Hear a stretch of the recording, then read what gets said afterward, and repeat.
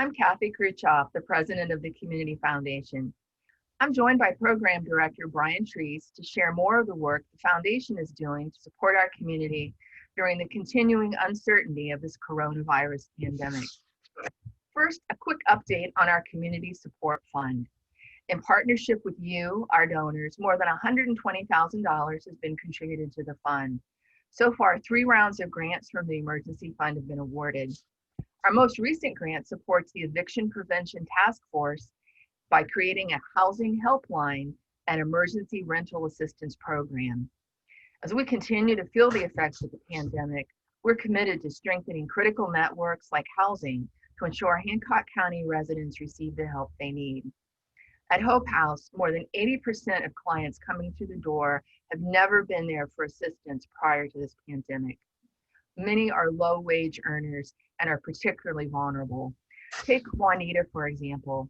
She lives in an apartment and has always been independent and able to provide for herself. Her position at work was eliminated, and obviously she fell behind in her rent and utility payments while waiting for her unemployment to kick in. Juanita's landlord, thankfully, knew about Hope House and referred her for support. Juanita received the support she needed, which enabled her to stay safely housed and out of the emergency shelter until she received her unemployment benefits. Well, believe it or not, we're going into the 6th month of navigating the coronavirus and its impact. And like eviction, we're continuing to carefully monitor emerging issues and concerns.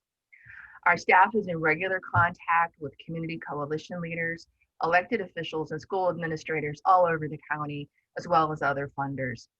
Our top concerns are your top concerns: access to food, working to minimize the number of households facing eviction due to the loss of employment, and assuring all of our children have access to the tools and technology they need to access remote learning.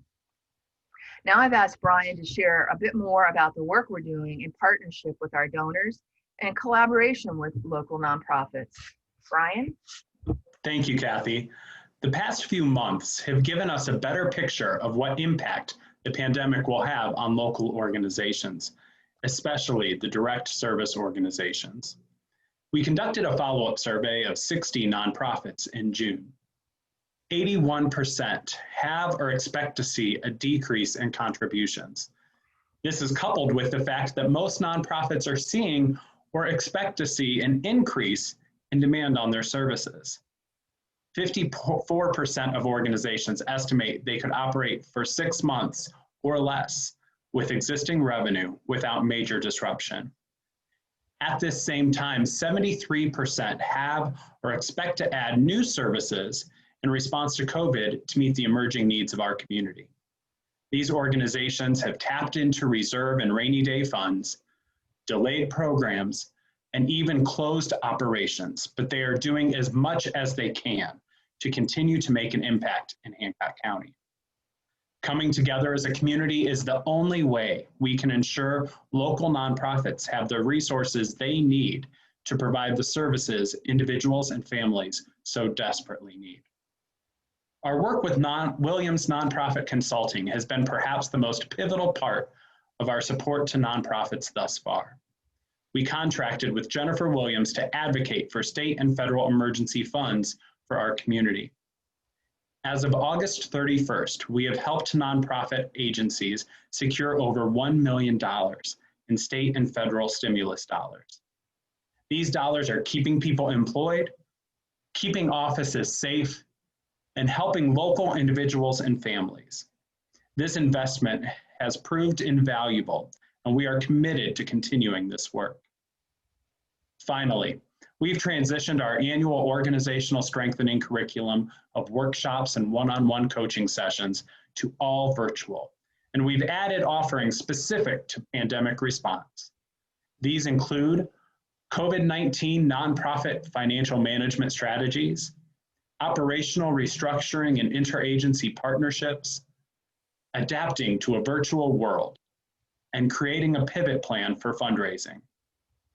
As we move forward, we will continue to evaluate the needs of these crucial organizations and respond to our full capacity.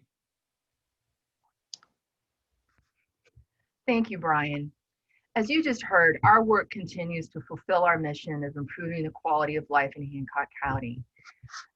Everything that you just heard has been supported by our community's endowment, composed of unrestricted funds and field of interest funds. They have been the key to our success and our response during times like these. These dollars have allowed us to respond to emerging needs as quickly as possible. Our staff is working on a hybrid schedule remotely and in office as needed. We continue to meet virtually as much as possible to do our part in slowing the spread of the virus. But please don't hesitate to call or email me or any member of the team if you'd like to meet with them.